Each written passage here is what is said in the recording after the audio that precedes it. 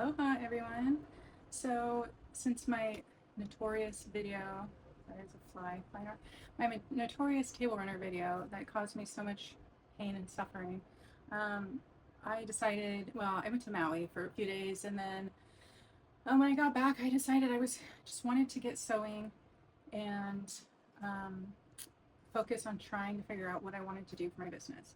For those of you who don't know my story, quick recap is I got into sewing less than a year ago. I think October of last year, and I started hand sewing because I didn't have a sewing machine, and then I got a sewing machine for Christmas. And along the process, I kind of came to this epiphany that this is what I wanted to do. I've always been kind of an entrepreneur and a creator. I've done jewelry in the past, and I really did enjoy making the jewelry, but I just couldn't get my momentum going. I did sell some stuff, but I didn't have the money it took to buy the stuff, to make the stuff, and I still actually had a lot of beads left, but anyway, I just wasn't a right fit, I guess. So this came along, and I felt like this is what I wanted to do, and I got really excited and passionate about it. And everything I learned from YouTube. And I decided that I wanted to do craft fairs and maybe sell online. And then we moved to Hawaii, and selling online, I'm not sure how well that's going to work out because of shipping costs. It's just ridiculous from here. So I haven't done my research to see how much it would cost to ship something small, but I just feel like it's going to be, I might end up eating a lot of my profit. Anyway, so I quit my job that had been, let me backtrack again. I went to work in January. And when I went to work, I stopped sewing. I stopped quilting. I stopped doing everything. It was like a random thing here or there. I just didn't have the energy, the brain power to do it. And so when I quit, it was like full steam ahead. This is what I want to do. And hopefully I can get it moving to where I don't have to go back to a traditional job. And so the YouTube side of it kind of slowed me down when I made the table runner. So when I came back from Maui, I was like, I'm just going to focus on sewing, figure out what I can sew. I had several ideas. I want to focus on homestead, home goods type of stuff. So I had some placemats, like the panels that already have like the placemats in them. I ordered from Fat Quarter Shop, and then you just cut them out and do what you want with them. Anyway, so I was like, well, that's an inexpensive, easy way. I'm not piecing stuff together. It's not as much, at least. And so I had a few of those that I wanted to put together, and I had some other ideas that I had accumulated over this months of things that looked interesting and simple enough for me to start with. And in my last video with the unboxing of the End of the Bolt mystery box, I mentioned, if you watched it and made it all the way through, my favorite fabric, I said I knew exactly what I was going to do with it, and it was this pincushion and garbage bag thing, and I was going to make two of them. So that was the first thing I made when I got back. So those are right here. This was the first one I made. I think there's garbage in both of them already. And this one has the pocket that you can add for your scissors or snips or whatever. And this is the one I have on my desk. Now, I had bought crushed walnut shells for this, but it hadn't arrived yet, and I didn't want to wait. So I put rice in this one, and this one I messed up cutting the fabric, so the pincushion's pretty small on this one. And then, and they go like right through, so I feel like maybe I should have put some stuffing in here with the rice. I'm not sure, but it works. It's probably scratching up my desk, but I don't really care. But it turned out super cute. Absolutely love it. And it stays up there pretty good. If I would have had some forethought, I would have put some grippy shelf liner maybe on the bottom of this to keep it from sliding around too much. But anyway, super happy with this. Turned out pretty good. And then the second one, this one is for my cutting table. And this one I didn't put the holder in because I didn't really need it for that table. And then this one I made the pincushion larger. Scraps on here. And this one I put the walnut shells in. So they're supposed to like sharpen your pins. So I put these really crappy pins I got free with something I bought. They're just awful. So I was hoping that if I put them in here, maybe it would sharpen them up and make them better. But anyway, so super happy with that. If you want to make this, then the link is in my End of Bolt fabric description. So it's from Little Hill Craft Company. Okay, so these are the other things. So I want to show you everything I made in the week that I have been sewing and trying to figure out what to do. Okay, so this is the first set of placemats I made. So these ones actually came with the lining and instructions on how to do everything, but there wasn't enough lining strips or not lining, what's it called? Like going along the sides, border strips to do all of them, and it just didn't make sense to me. No matter how I cut it, it just didn't work to make even more than one. So I didn't like it. So I just backed it myself, and then instead of doing a separate bias tape, I just cut the backing long and then folded it over and sewed it down. So these are the two different ones that I chose because I didn't have enough fabric for everything to match, which was also kind of a bummer. So when I ordered everything, I don't know my dimensions well enough still to know that I only ordered a half a yard. This is one that actually came with my End of Bolt mystery box. This is one that I ordered, and I had enough to do like 3, I think, fit on there. So I wanted to do even numbers in case they turn out good enough to sell. And honestly, from a distance, they're cute and I think they look good. And I just quilted straight lines on them, and the quilting actually worked. This one's got a stain on it from somewhere already. But if you look closely at them, especially the borders here, they're not symmetrical. One side's really thick, one side's really thin, and like, I don't know. I feel like my husband, who knows nothing about this stuff and says he usually doesn't notice any mistakes, like even he noticed that. So I don't know that this is good enough to sell. So, but other than that, I mean, my quilting lines are relatively straight, and I mean, I feel like everything turned out well, but it's just, yeah, like this one's really wide, and then this one's probably one of my better ones, so maybe this isn't a good example, but like this one's a lot wonkier around the edges. And then these ones, yeah, they're not perfect. These ones are probably my best ones. I think they turned out really good, and I actually really like the way the white quilting looks with this black background. And then the leaves around it. I really like the way these ones turned out. There's something elegant about the colors of this one. So that was the first ones I did. And then these ones, this was like a 6-pack. And this one already came bordered. So I was like, you know what, I'm just going to flip these ones. So once again, there's 6 of them. I didn't have enough fabric for all of them. So there's 3 different backings. So there's this red one. This one that actually is part of the same line. So like if you see the border line, this plaid is the same plaid that's on the back right there. So those ones go with it. And if I would have had the foresight, I would have ordered like 2 yards of it and done all of them in it. And then my other leaf one, this one's brown instead of green background. So that's what these ones, and these ones I tried quilting, but for whatever reason, it wasn't working. I can't remember what was happening with it, but see if I can find the one I tried quilting. Hoping I can't find, now it's this one. It's like I'm hoping I was able to get the lines out, but I took it out. It's just, oh, I know what was happening. So I did the top seam on this first before I quilted. And so I started quilting, and then when I get to the bottom, since quilting shifts the fabric up, and I did interface one side of this. The front is interfaced with fleece. What's it called? Like the iron-on fleece.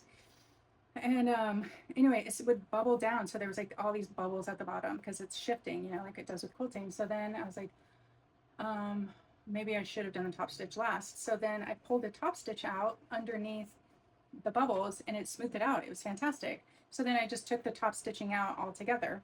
So then now when I moved on and there was no top stitching, it ended up pulling the border like underneath and messing it up that way. So I was like, the only way I could figure out to make it look good would be to top stitch it, quilt it, pull the top stitching out so it could relax, and then top stitch it again. And I was like, that just sounds like a nightmare. So I just went with no quilting. So voila. But these ones are really bad. And I know I cut these straight and even, but so it must just be my terrible sewing seam allowance. Like this one, for instance, it's super tiny up here. And then, it's kind of tiny everywhere. There's one in here that's like it's really bad. But none of them are even all the way around. They're either really small or they're huge. So I don't know. I mean, like I said, these ones I feel like are more obvious, but they might not. Oh, here we go. This one's the worst one. So this one, I actually just realized this isn't even sewn closed up here. I don't know why. But I think even if I sewed it closed, it would still be like way bigger up here than it is like down here.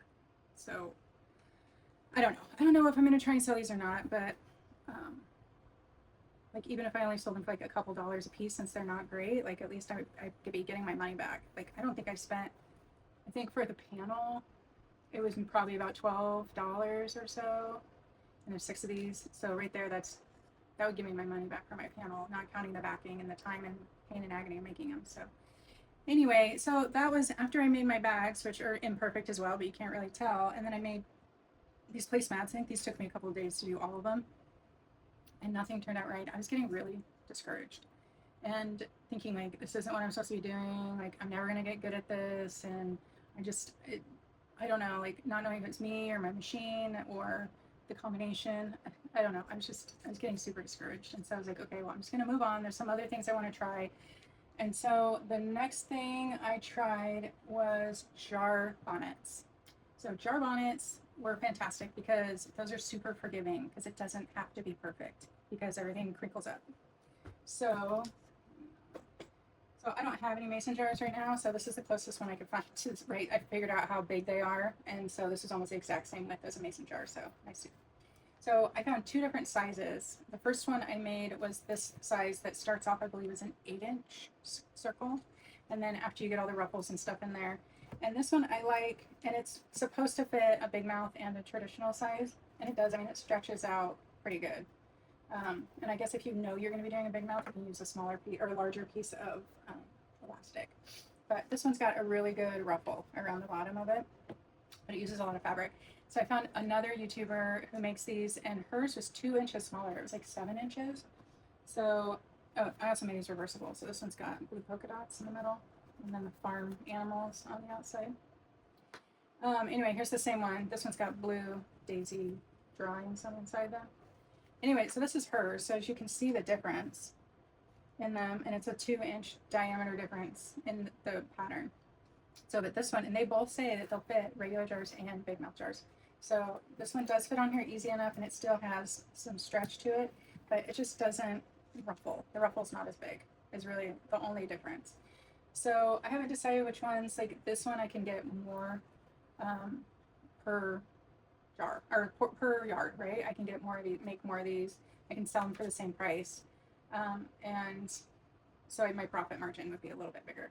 But I do really like the way these ones look, and they go on a little bit easier because you have more fabric to, as I say that I can't get that, more fabric to work with. But I really like the ruffle on this. It's really cute. So I haven't decided, but these are all, I made several different varieties. So this is a big one, and then it's got this really pretty iris fabric on both sides, which was a total accident. This one came in my end to bolt fabric, and then this was some yardage I bought recently I didn't even remember having. So it's good, and that means I've arrived. If I have so much fabric, I forget I have it. So I have this spot on my face that's like bothering me. I'm hoping it's not like this bright red thing on the camera. And then here's the small version of it. I mean, these ones I thought would be the most popular because these just kind of remind me of old lady bonnets like this, you know, and so with the different fabrics. So either way, and this one's more tropical here in Hawaii, even though these aren't plumerias, but I just thought these ones would be the most popular. So I used this combination, 2 for each. And this one has got just, this is called paisley, like a handkerchief style. And then this has got the red daisy print. This was like, these were all, came in a set, these farm ones. So I just utilized them. I've been sitting on these fat quarters for a while and I haven't used them for anything. That's the other thing I like about these is that I can use fat quarters.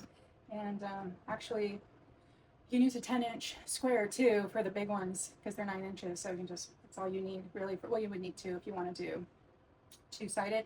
And then I ordered some PUL to make these more refrigerator safe, or if you're doing sourdough and you want to keep it moist. So the PUL's like, it's polyurethane lining, I believe is what PUL stands for. And it's what like baby diaper, the one that, remember back in the day they had like, they might still do it, but over cloth diapers, they put the little lining that goes on the outside. I can't remember the word that we used for it. I never used cloth diapers for my kids, but I remember them. I remember those little pants that you put over them. Anyway, it's made out of the same stuff. So anyway, and then I saw this from another YouTuber, and I just kind of copied. Well, I didn't really copy. I copied the dimensions, the design I did myself, but I made these little labels for them. So I thought those turned out really cute, and then I can use it for various things. I can actually use the same design and just change the jar bonnet part for these other things I'm going to show you. So after I did the jar bonnets, I went big and I did, it's literally the same process, only larger, which actually makes it easier for the bowl covers. So I took 4 or 5 of my bowls from downstairs, including my KitchenAid mixing bowl, and I measured them all out and I made a bunch of different sizes, which I'm not sure. I might just do like a large, like for a KitchenAid bowl, and then maybe like a medium, maybe a small, I don't know. It says 9" for the 9" bowl in here, but I believe this is my 8" bowl, but I couldn't get my 8" cover on here. So I'll just measure this really quick. Oh no, this is my 9" bowl. When I measured it, I thought it was the 8" bowl. So anyway, so this is my bowl covers. I did 2 different, same thing. I put the bowl in these 2 when I get it, but I just made, this will fit a 6 to 7" bowl, and then this is my 8" bowl one. It's paisley on that side and farm on the side. This is another 8". This is one of my favorite. This is citrus, and this citrusy colored plaid on the other side. And then this is a 10". Yeah, I had a bowl bigger than this, but obviously you could use the bigger ones for any bowl. So I think that's what I'm going to do, is maybe make a 10", and it will work for the 8 to 10 and mark it like 8 to 10 or whatever. And so I'm not making like so many, but I want a variety for people because we have so many different size bowls in our house too. So anyway, so that's that. This one was my favorite, and I screwed up when I cut this fabric out, so I didn't have enough to make any more. But this one just has words on it. It's just like pineapple and juicy and citrusy and stuff like that. And then it's got the lemons. So anywho, that I was super excited. I felt so good after I got done making all of these because, like I said, these do not require, I'm sure there's so many mistakes in this, but since they're ruffles, like it has to be like the right dimension or diameter. But like if this isn't perfectly straight along the edge or anything else, like you can't see it. And so I felt like it worked so well. And then with me trying to do homestead stuff, which is all about sustainability and making stuff, doing more things yourself instead of relying on, I don't know, the rest of the world to provide for you, like these were a great option for that, because then this removes the need for, these are decorative more than anything, these jar covers. You could replace, once you open a jar, not, obviously you can in this, but once you open a jar, you could use this for a lid, but these are mostly decorative. If you do make sourdough, you can, if you have the pole in here, you could use this on your sourdough jar while it's rising. So, that works for that, and I would probably put together some sort of like sourdough starter kit with one of these in there in a jar. But these are definitely would replace saran wrap, right? Or even Tupperware. Like you can just have glass. Like we try to get rid of our plastic Tupperware anyway, but you have glass with these, and you wouldn't ever have to worry about it because they're pretty airtight. So I just want to make sure this is recording. Yeah, all the crap issues I've had, I just want to make sure. And I'm not even wearing my mic today, so hopefully you can hear me okay, especially with my fan going back there. But anyway, so that's those. But yeah, since I felt like I was successful with these, it boosted my confidence back up to where I needed it to be, and I started like making the labels and thinking about that and moving forward and like just everything. So it just really helped. So and then I think I made these yesterday. These are jar openers. So they got the grippy side. I'll just use this as an example. So you just put the grippy side on there, and then it helps you grip it. Grips really well too. I actually haven't even tried this, but I haven't had a jar to open. But yeah, and then it helps you pop it open. So it's good for people who have like arthritis, or just anybody really. Just give you a little extra oomph. How many of us try to open a jar by using a dish towel and it just slips, right? So this is the only, I happen to have this liner, and I hate the color. I think it's super ugly, and it ruins the whole vibe of this. So I ordered some white which will go good with pretty much anything, especially these fabrics. But these turned out really well. These were super easy, and like I could make like batch sew like 100 of these in a day, no problem. So these were great. And then I did a couple different ones. I did these are just turned over, and they're fine. This one it looked a little too wonky on the outside, so I just did the pinking around the edges, and I actually really like how that turned out. So I might just do this for all of them. So yeah, and then it was a great way because one of these edges was like bigger than the other one or something. So I was like, let me try pinking it, and yeah, it worked great, and I think it actually added a little bit more character to it. So I made 3 of these. I could have made more, but I didn't want to make more of this brown backing. So we'll probably just keep these ones, and then when I get the white stuff, then I'll use those. So today really like lowered my confidence again.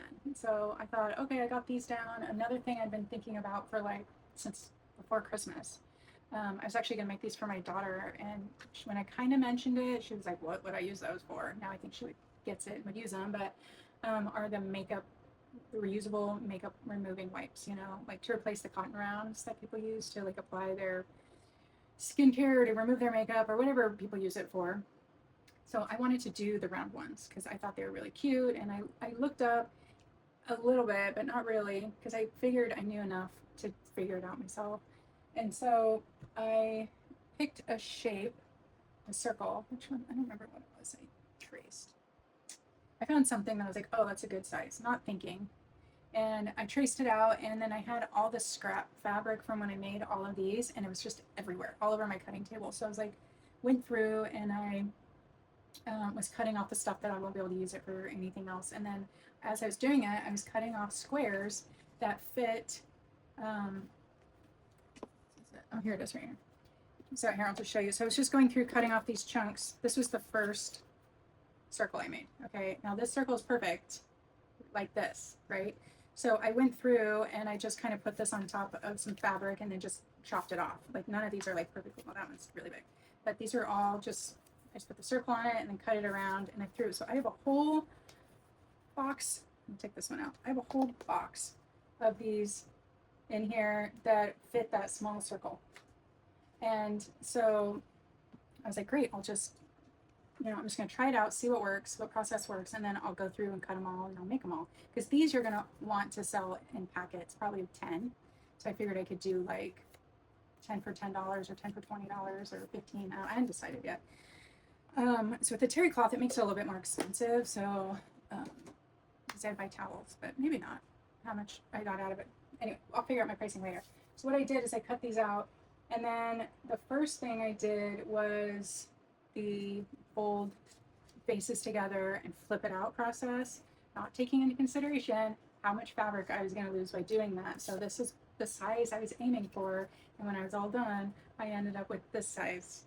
It's tiny. It is way too small and it's egg shaped.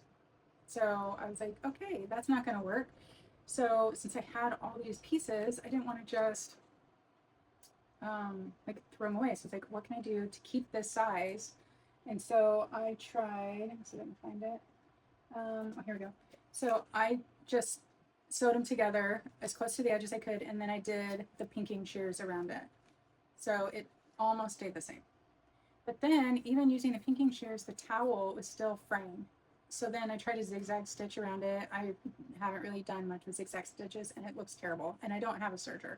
But it kept the size relatively well, and it is actually pretty round. So, but I still wasn't happy with it, and I wanted to be able to flip it out to make sure it was secure and not fraying all over the place. So then I got a bigger circle. So this was my second template I made, but none of the pieces I had cut fit this. So so anyway, so then I made 3 of these, all the same, and so these two, so this one is cut and flipped. I just didn't do the sewing around the edges. And then these 2 I did. Now these are all from the same template, okay? And look at the variation in shapes and sizes. Like, I don't know what cuckoo banana stuff happened here. Like, I must have like picked a really big seam allowance with these 2 and then went really small with this one. And then they're not round. And now these are not forgiving. with the shape. Like I can't be like, oh, it's mostly round, and then you're like stacking them on top of each other and selling them in a set, and they're all different. So then I decided I can't do round. I'm not talented enough to do round, and that terry cloth sticks in that machine. I have my walking foot on there. Basically, been using that for everything. So I figured might as well be safe than sorry for all these different like layers, and especially for I needed it for this for sure. Anyway, and it was still kind of getting stuck, and it was super frustrating trying to get it to go smoothly in a circle while it's like getting stuck on the feet. So and it didn't matter which way you fed it. If you fed it with the terry cloth on top or the bottom, it would still get stuck. So I don't know if there's another. I know there's like something you can use for slippery fabric. I can't remember what that one's called. I don't know. Let me know if you know something that would work well with terry cloth. But so I decided not to do rounds, and so I went square. So I made one square one just to see how it would go. I took my 3.5-inch ruler and just traced it, and then did a 1/4-inch seam allowance, flipped it out, didn't try to get it as close to 1/8 of an inch around the edges, and then you can see it better from here, but I did an X all the way through it just to keep it more secure. It is not perfectly square, but it is pretty close, and I might still take the pinking shears to this, maybe to square it up and just to give it a little bit more dimension. But this was my project today, and like I was saying before, this is a smaller version of it, but I can use these labels that I made for pretty much everything I did. So even if this is like 5, but even if this is like a stack, I could still like put this like around it, just change it. And then this one I could do with the bowl cozies too. I can wrap them up, and put this around it. So, and if I need to make them a little bit longer, I think there's a little bit of wiggle room on the Canva template I made. So anyway, that is what I have accomplished this week. I feel pretty good about it. And so I have a couple other things on my list that let's actually go see what's on my list to make next. Makeup pads I did and jar gripper I did. So it just says table runner and wallets. Now the table runner, I do have a Thanksgiving one that I am messing around with, or not messing around with, but in my mind I've come up with. And then there's these table toppers that I saw a tutorial for on Missouri Quilt Company, and it looks super simple. There's very little piecing involved, very little quilting involved, and so I'm hoping that will be kind of, it's like a round one, but not round like this. And I'll show you when I make that one. I'll bring you guys along for the ride. Actually, the templates are coming in the mail this next week. So I'm hoping that if I can do those and do those well, then that will be kind of one of my signature things that I make. And then I can just do it for like all the different seasons. So I can do it for Thanksgiving. I have Thanksgiving fabric still for that. And then I have a ton of Christmas stuff I've been stockpiling to make Christmas ones. So, and then spring, obviously I have so many florals into spring, and I've got some heart stuff for Valentine's Day. So, yeah, and then just figuring out which one of these, like start going to craft shows possibly in August. If I can get my shit gear here. So we're leaving for Japan in 2 weeks. 2 weeks from today. From when I'm recording this, 2 weeks. We leave and then we'll be gone a week and a half. So then I'll have to come back. So I'm going to try between now and then. This is what I'm doing. I am like busting my butt to try and get as much prepped as possible, decide what products I want to sell. And then there's a ton of craft shows around here. And most of them, thankfully, like the really big ones, you might need some prior sign up or whatever. But most of them, it's just like the Wednesday before. You just have to get an application in or whatever. So I'm hoping that'll be, and I think it's probably just like one table, maybe 2. So I don't think I'll need more than one at this point. So just to get my feet wet, see what sells, see what patterns sell, and then I go from there. And maybe each time I go in, incorporate a new type of item and see how that does. I just don't want to branch too far out of my niche just because it looks interesting. Like I do want to make like zipper bags of some kind. There's lots of other things I've thought of. Like there's this, what's it? It's like with the strips, and you just sew and sew and sew and sew. It's called like a race, jelly roll race. Jelly roll race. I don't want to make a quilt out of it, but it's the same process where you sew them all together, and then you actually make this like floor cushion out of it. And I watched the tutorial for that, and while it looks complicated looking at it, it was actually really easy to put together. So that's homey. So I thought I would try those, and I have a ridiculous amount of jelly roll fabric. So if you've been watching this at all, I just recorded a jelly roll reveal, not really reveal, but my brain's not working. It's from Amazon. It's a jelly roll like review, a review of Amazon's jelly rolls from the specific company. So I have a lot. So I want to do something with those. So that's on my list, and some other decor. And I'm going to try, I really do like the idea of having placemats. I know a lot of people don't really use them anymore. Oh, and napkins. I want to make napkins. That's another sustainable thing instead of paper towels. Yeah, so any other, and that one should be fairly simple. And I don't have a serger, so I need to do things that aren't going to require that, and preferably all things I can just make with a straight stitch. So I'm not trying to learn new skills right now. That's not necessary. I was like, let's focus on the design and the idea aspect and not have to learn anything new with my sewing machine. So I'm still just trying to sew a straight line. So anyway, I appreciate you guys. I really do. Thank you for sticking it out with me and supporting me on this crazy journey. And